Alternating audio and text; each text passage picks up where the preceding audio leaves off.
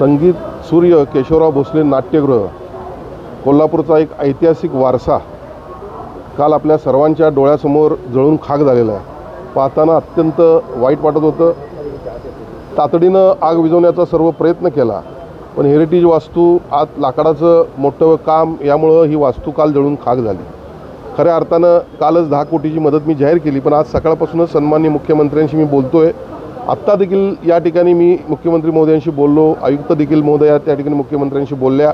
सन्माननीय मुख्यमंत्री महोदयांनी 7 दिवसात त्याचे एस्टिमेट सादर करण्याचे आदेश दिलेले आहेत आणि तातडीनं केशवराव भोसले नाट्यगृह याची पुनर्बांधणी करू असा मला आणि आयुक्तांना या ठिकाणी शब्द दिलेला आहे। या अशा पद्धतीने जी घटना घडली आहे ती अत्यंत वाईट आहेच, पण या राज्याचे मुख्यमंत्री एकनाथजी शिंदे साहेब हे आपल्या सर्वांनाच माहीत आहेत की अशा काही घटना घडल्या तर ते स्वतः जातीनं त्यात लक्ष देतात आणि ही जी काही पुनर्बांधणी असेल ते निश्चितपणे पूर्ण करून देतील।